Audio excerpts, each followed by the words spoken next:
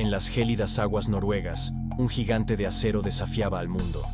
El acorazado Tirpitz, símbolo del poder naval nazi, proyectaba una sombra aplastante sobre el Atlántico, desafiando a las flotas aliadas. Su mera existencia amenazaba las rutas de vitales suministros y mantenía en vilo a los estrategas aliados. Desde los cielos hasta las profundidades del mar, múltiples intentos desesperados por parte de los aliados buscaban poner fin a su reinado de terror. Concebidos por el Tercer Reich y construidos por una industria naval rejuvenecida, estos barcos se erigieron como el contraataque de Alemania a los acorazados de la clase Richelieu de Francia de 1935.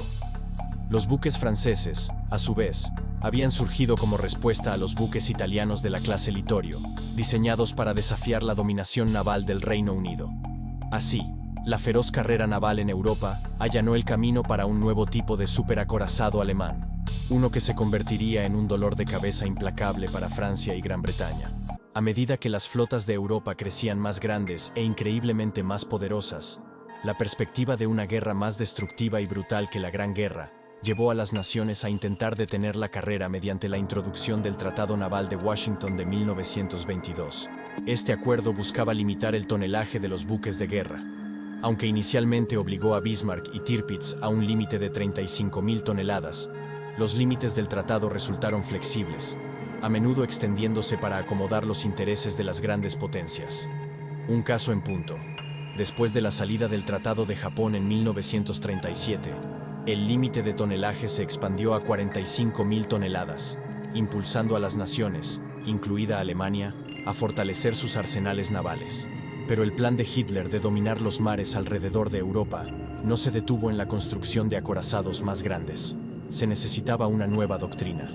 En la misma reunión de 1939, él y el almirante Raeder presentaron el Plan Z, un plan para una poderosa Kriegsmarine, que consistía en 10 acorazados aún más poderosos que Bismarck y Tirpitz, 4 portaaviones, 15 acorazados de bolsillo, asombrosos 250 submarinos, y una flota de más de 100 destructores y cruceros. Aunque la construcción de esta fuerza se estimaba para 1948, su mera conceptualización emocionó al Führer con la posibilidad de destronar de una vez por todas a la Royal Navy. Pero la propia sed de poder de Hitler terminó por socavarlo. Hitler, en lugar de aguardar hasta 1945 como había prometido a Erich Raeder, jefe de la Marina, precipitó a Gran Bretaña y Francia hacia un conflicto en 1939. Esto complicó la realización del vasto Plan Z, pues los recursos se canalizaron a la guerra. A pesar de ello, Bismarck y Tirpitz, en sus filas, mantenían su temible potencial destructivo. Temían que desempeñarán un papel crucial en la guerra recién desatada. El Plan Z de Hitler, concebido para hacer frente a la Royal Navy, nunca se completó debido a la inesperada prontitud del estallido de la Segunda Guerra Mundial. La urgencia bélica desvió recursos y prioridades, dejando incompleta la visión naval de Hitler. A pesar de ser solo 2 barcos, la mera mención de Tirpitz y Bismarck evocaban imágenes de poder incomparable, con solo unos pocos buques británicos y franceses esperando superarlos. Su dominio podría cambiar el equilibrio de poder en el Atlántico, amenazando directamente a los buques mercantes y navales aliados. El Atlántico era la línea vital de Gran Bretaña, asegurando el flujo constante de tropas, suministros y recursos, especialmente desde los Estados Unidos. Si estos 2 barcos fueran desatados en el Atlántico, podrían perturbar por sí solos estas vitales rutas marítimas, poniendo en peligro todo el esfuerzo de guerra. Evitarlos requeriría un redireccionamiento masivo y una desviación de recursos. Esta es la crónica de una batalla épica, donde la astucia, el coraje y la tecnología se enfrentaron en un duelo desgarrador por el destino del Tirpitz. Sobre las gélidas aguas del Círculo Ártico, cerca del recóndito fiordo de Tromsø, en el norte de Noruega, 30 Lancasters británicos, pilotados por los más hábiles aviadores británicos, se lanzaron a la posición en una de las misiones más cruciales de sus carreras. Más allá de su valor material, estos acorazados simbolizaban la cúspide de la destreza naval alemana y un recordatorio constante de que Alemania podía oponerse a los aliados en el mar. Dejarlos operativos sería un gran impulso para la Alemania nazi. Sin embargo, el objetivo de estos enormes buques de guerra generó debate entre los aliados. Algunos creían que centrarse tan intensamente en estos barcos podría desviar recursos de otros frentes urgentes. Otros argumentaban que la amenaza inmediata provenía de los corsarios mercantes y los submarinos que interrumpían las rutas de navegación, no de los acorazados. En última instancia, se consideró que el peligro de permitir que Tirpitz y Bismarck vagaran libremente era demasiado inmenso para ignorarlo. Su potencial destructivo y su importancia simbólica galvanizaron a los aliados para priorizar su destrucción. Presenciar a los superacorazados alemanes en acción solo intensificó esta determinación. El barco gemelo de Tirpitz, Bismarck, ya había demostrado su poder destructivo al hundir el acorazado insignia británico HMS Hood. Este sombrío encuentro subrayó la amenaza potencial de Tirpitz si se dejaba sin control en el Atlántico. Después de la tragedia del HMS Hood, Bismarck se volvió el objetivo primordial de la flota británica. Durante varios días, enfrentó una implacable persecución y una serie de enfrentamientos. Mientras las fuerzas británicas controlaban a Bismarck, su destino quedó sellado cuando los aviones del portaaviones HMS Ark Royal lanzaron torpedos que atascaron el timón de Bismarck, eliminando su maniobrabilidad. Esto permitió que los buques de guerra británicos, incluidos los acorazados HMS King George V y HMS Rodney, se acercaran. El 27 de mayo de 1941, después de un feroz bombardeo, Bismarck fue hundido por su tripulación para evitar su captura y fue enviado a las profundidades. Esto marcó una victoria significativa para los aliados, eliminando una gran amenaza para sus operaciones navales en el Atlántico. Pero su hermana seguía suelta, y los aliados ahora sabían lo que podía hacer. Para Churchill, abordar a Tirpitz era profundamente personal. Estaba decidido a hundir a Tirpitz tan decisivamente como a su hermano. Como testamento a su obsesión, el memorándum más breve de Winston Churchill durante la Segunda Guerra Mundial tenía solo 3 palabras. ¿Dónde está Tirpitz? Dirigido al primer Lord del Mar, Sir Dudley Pound, el 14 de diciembre de 1942. Esta consulta capturó la constante preocupación de Churchill por enviar el formidable acorazado alemán al fondo del océano. Las preocupaciones de Churchill no eran infundadas. Tirpitz estaba diseñado para infundir miedo en sus enemigos. Incluso cuando estaba vacío, inclinaba la balanza en 42.900 toneladas, aumentando a 52.600 toneladas cuando estaba listo para el combate. Tenía casi la longitud de 3 campos de fútbol colocados uno al lado del otro, con una manga que se extendía más ancha que un edificio de 12 pisos acostado. El barco estaba impulsado por una potente turbina de vapor de 160.000 a 793 caballos de fuerza, alimentada por 12 calderas sobrecalentadas. El estruendoso sonido partiría el océano en 2, mientras el acorazado avanzaba a 31 nudos. Era una vista temible para cualquier buque aliado y un impulso moral para los marineros de la Kriegsmarine, pero eran los cañones los que la convertían en una amenaza para los aliados. 8 cañones de 15 pulgadas, capaces de lanzar proyectiles a más de 35 kilómetros con facilidad. Y estos no estaban colocados al azar, incluso tenían nombres. Su objetivo estaba puesto en el acorazado alemán Tirpitz, una monolítica ciudadela flotante y la joya de la corona del Tercer Reich.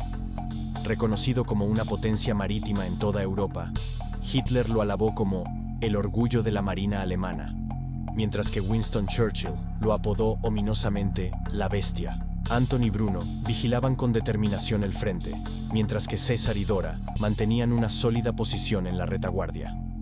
Estos formidables cañones estaban resguardados por un caparazón de acero impenetrable, algunas secciones tan gruesas como 360 milímetros, demostrando su capacidad para ofrecer una destrucción abrumadora y resistir un gran castigo mientras continuaban disparando.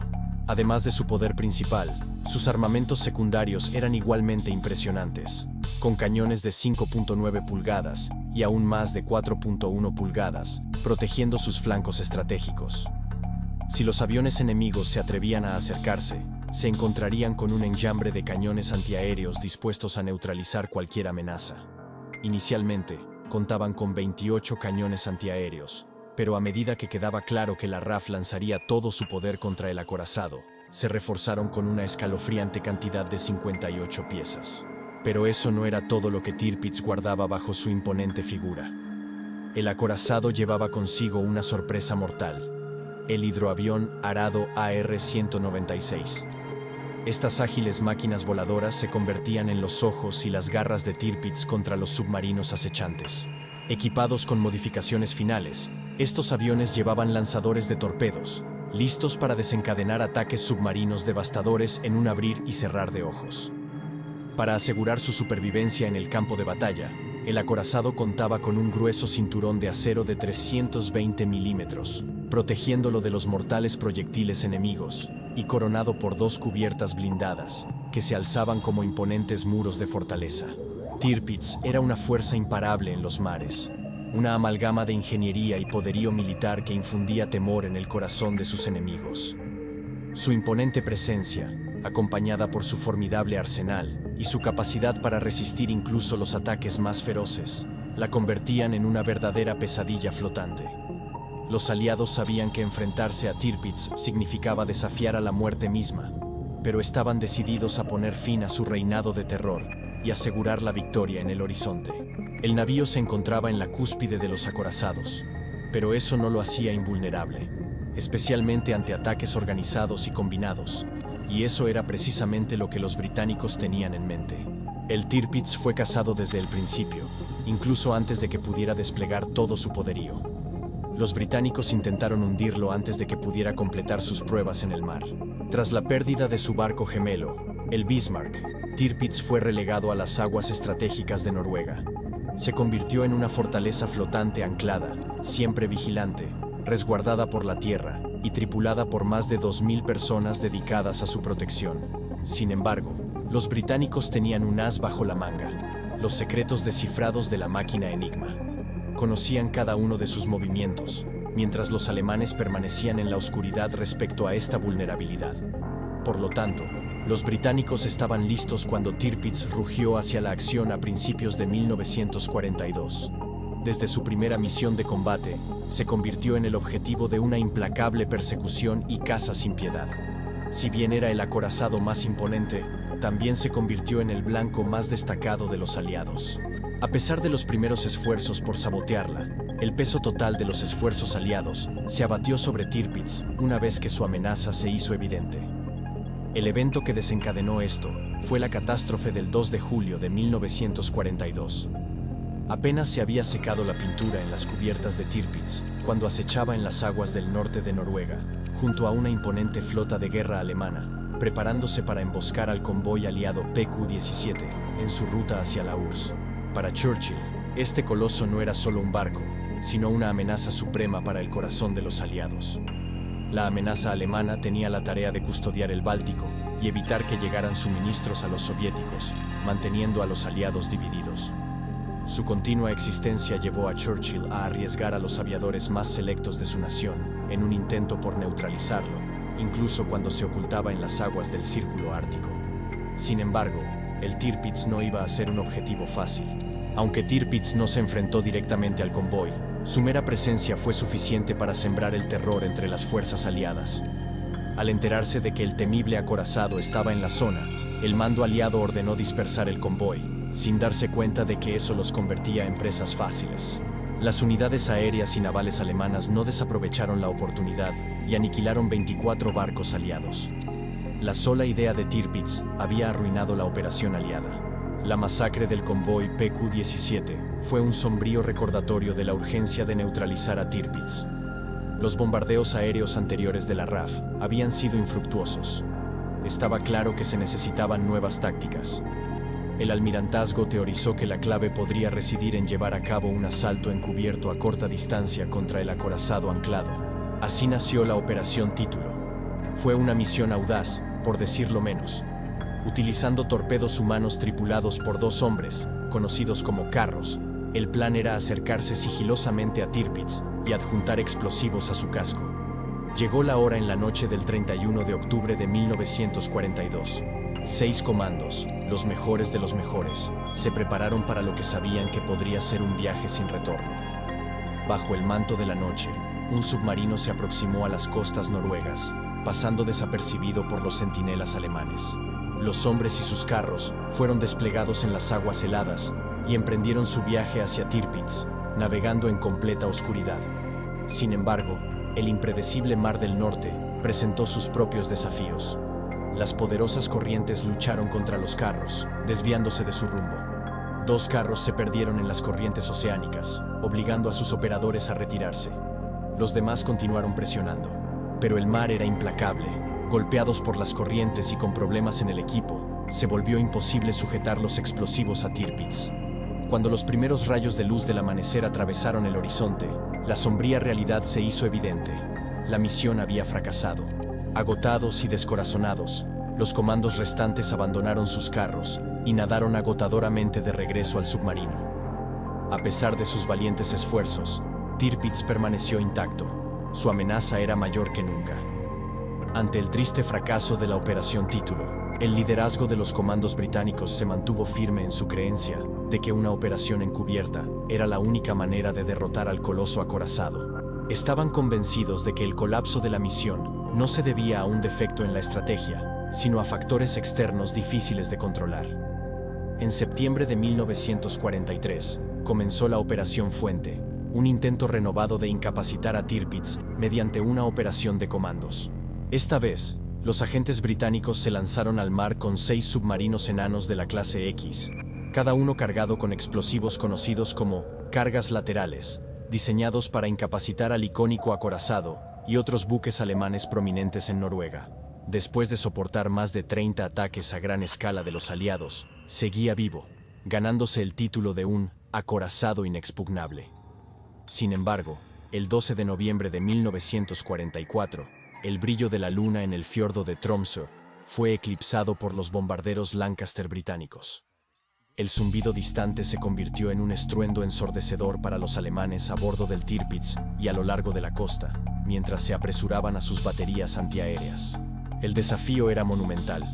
El diminuto tamaño de estos submarinos no disminuía los peligros enfrentados por sus valientes tripulaciones. Desde evadir las defensas antisubmarinas alemanas hasta navegar por la traicionera topografía submarina noruega, estos hombres se enfrentaban a una experiencia agotadora. De los 6 comandos originales, solo la mitad logró alcanzar sus objetivos.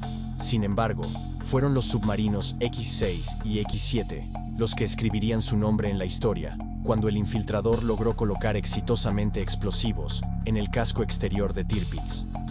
La explosión resultante atravesó el vientre del acorazado, rompiendo tanques de combustible, abollando mamparos e induciendo inundaciones que llevaron a miles de toneladas de agua a precipitarse en el buque. La secuela fue catastrófica. Los generadores quedaron inutilizables, la torreta Dora fue desprendida de sus cojinetes y los hidroaviones de reconocimiento del buque quedaron en ruinas. La operación fue un éxito masivo. El superacorazado alemán había sido incapacitado pero no destruido.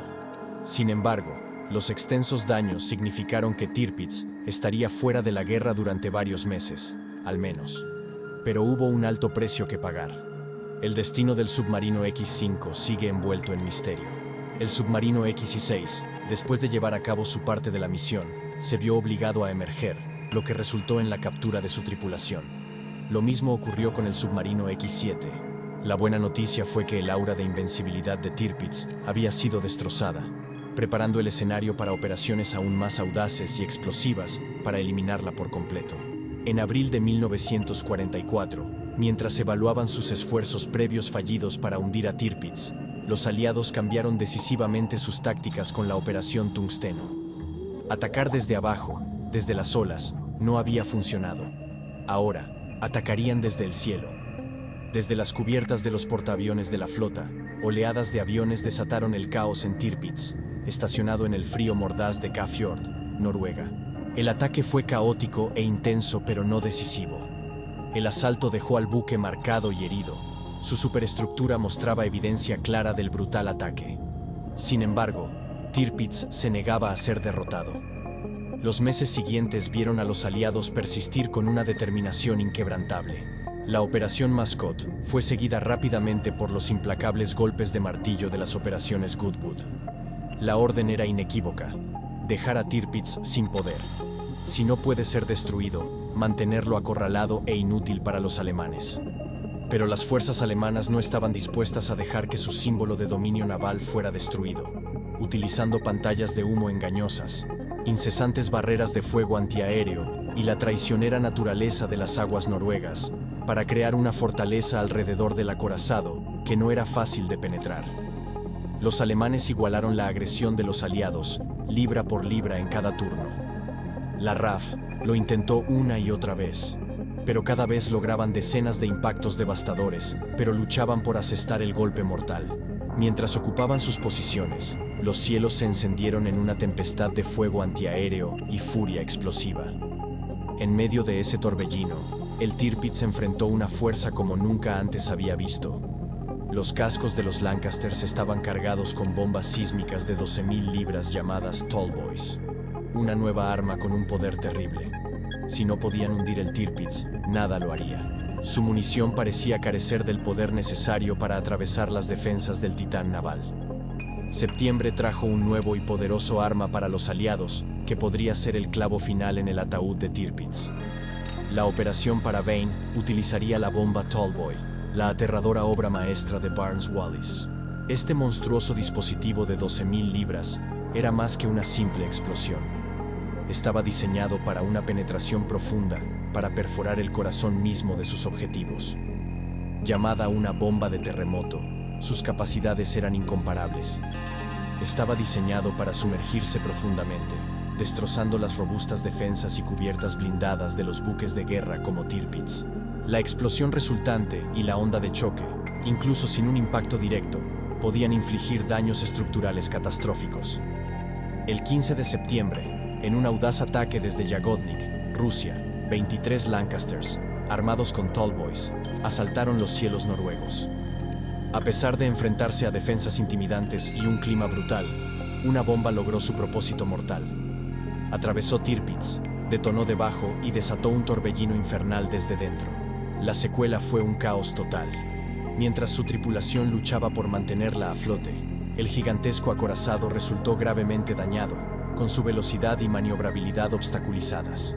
Los esfuerzos desesperados y coordinados de los alemanes para salvar el barco se desplegaron. Les tomaría casi un mes de reparaciones en el lugar permitir que el enorme buque se moviera hacia el sur hasta Tromsø para reparaciones más profundas. La bestia estaba aplastada y agonizante, pero aún no estaba muerta. A pesar de los fracasos, los aliados ahora tenían una cosa clara. Sería un ataque aéreo el que hundiría a Tirpitz. La destreza de las bombas Tallboy era evidente. Con un clima favorable, tenían el poder suficiente para destrozar el barco capital alemán en la nada.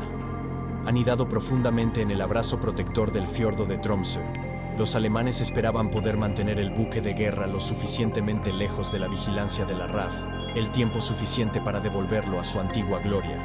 Pero los aliados, equipados con el código Enigma descifrado, rastrearon cada movimiento del acorazado. Ahora, armados con motivación, medios y conocimiento, el fin de Tirpitz se puso en marcha. La Operación Catecismo se lanzó el 12 de noviembre de 1944.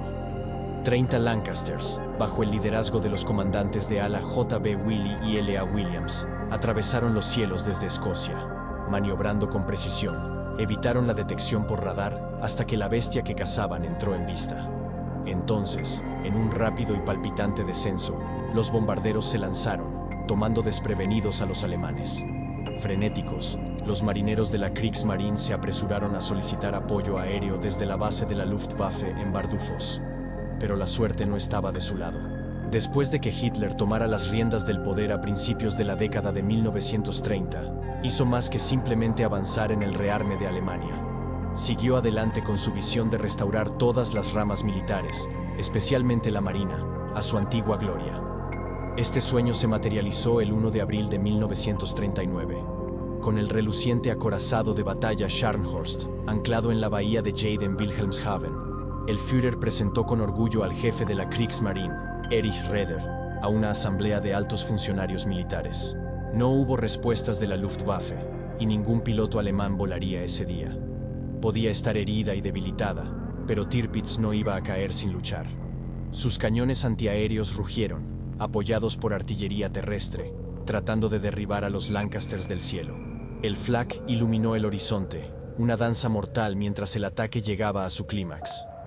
A las 09:35 am, Tirpitz giró sus cañones de 15 pulgadas hacia los Lancasters en un movimiento desesperado. La artillería del buque logró dispersar el asalto, aunque brevemente, pero el implacable bombardeo continuó. Y entonces, llegó el momento de la verdad. Los Lancasters del destacado número 9 y escuadrones 617 desataron una tormenta de Tall Boys. En medio del fuego, 2 bombas alcanzaron su objetivo, y otra cayó peligrosamente cerca. Las aguas se agitaron violentamente, y las ensordecedoras detonaciones rasgaron el aire. Las bombas llovieron alrededor del orgullo de la Kriegsmarine. Muchas se incrustaron en el lecho marino, borrando fragmentos del banco de arena que actuaba como cuna protectora de Tirpitz contra el vuelco. Uno de los Tall Boys se estrelló a través de la cubierta entre las torretas Anton y Bruno, pero no detonó. Otra impactó en la parte central, abriendo una herida enorme entre la catapulta de aeronaves y la chimenea. La coraza adyacente al impacto fue obliterada. Algunos informes describen una tercera bomba rozando el costado de babor de la torreta César. Tirpitz estaba siendo destrozado, pero seguía luchando contra sus atacantes. Luego, se volvió blanca en un destello abrasador. Una gruesa columna de humo se elevó más de 100 metros sobre el barco. Los depósitos de municiones del barco se habían detonado. El barco, una vez insumergible, estaba roto, y sin energía, finalmente dejó de luchar. Apenas 10 minutos después de la explosión, Tirpitz se inclinó grotescamente a 60 grados. Era hora.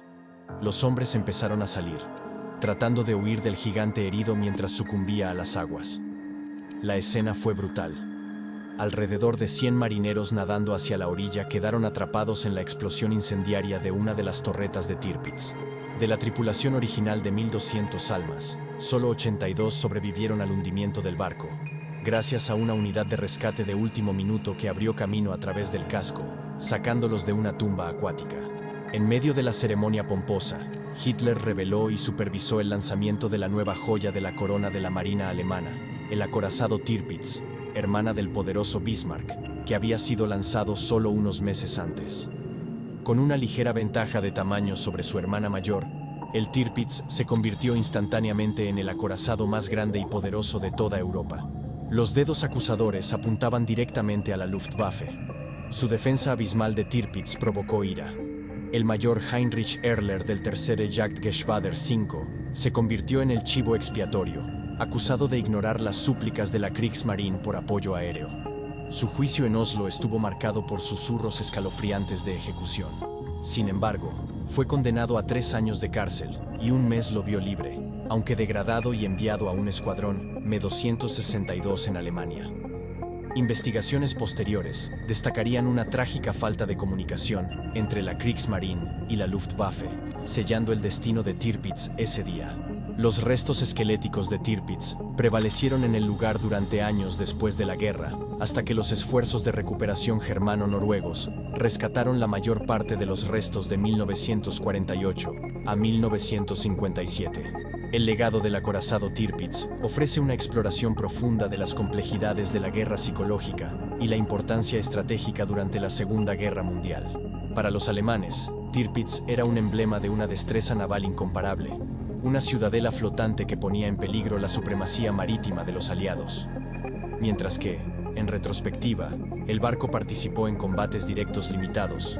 Su imponente presencia en las aguas noruegas obligó a los británicos a reasignar vastos recursos, incluidos barcos, aviones y mano de obra, exclusivamente para mantenerlo bajo control. Esta estrategia de flota en existencia subrayó cómo, incluso sin combate activo, Tirpitz moldeó profundamente las tácticas navales británicas. La fuerza física del acorazado palidecía en comparación con su poder simbólico. El simple pensamiento de uno de los acorazados más imponentes del mundo bajo el mando del Tercer Reich, listo para desatar el caos en el Atlántico, era lo suficientemente poderoso como para redefinir el paisaje estratégico de la guerra. Los intentos implacables de neutralizar a Tirpitz, ya sea mediante incursiones de bombardeo, submarinos miniatura sigilosos u otros métodos atrevidos, subrayan la profundidad de la preocupación británica. La amenaza del barco como idea era, en muchos aspectos, incluso más temible que sus enormes cañones de 15 pulgadas. El hundimiento fatídico de Tirpitz en noviembre de 1944 hizo más que simplemente eliminar una amenaza inminente. Para los alemanes, fue un golpe psicológico aplastante, revelando claramente que ni siquiera su joya naval más destacada estaba fuera del alcance de la destrucción. Nombrado en honor al gran almirante Alfred von Tirpitz, un pilar de la Marina del Kaiser desde 1898 hasta 1918, el barco fue un homenaje a la era dorada naval de Alemania. Estos colosales e innovadores superacorazados de la clase Bismarck fueron un movimiento desafiante de Alemania para afirmar su poder contra las armadas de otras naciones europeas. Para los aliados, esta victoria monumental mostró sus crecientes capacidades aéreas y las medidas extraordinarias que tomarían para neutralizar amenazas cruciales. El fin de Tirpitz alivió la carga de las flotas aliadas, permitiendo un enfoque más agudo en el frente principal de la guerra. Además, fortaleció la supremacía británica en el Atlántico Norte, asegurando el paso seguro de los convoyes árticos hacia la URSS y conectando ambos frentes de la guerra en Europa. Más ampliamente, el hundimiento de Tirpitz simbolizó la disminución del poder de la Alemania nazi, enviando un mensaje inequívoco. El impulso de la guerra se había desplazado hacia los aliados. Más allá del hundimiento de la superestructura de acero, la idea que representaba Tirpitz desapareció bajo las olas, anunciando el fin no solo de la Alemania nazi, sino también de la era ilustre de los acorazados.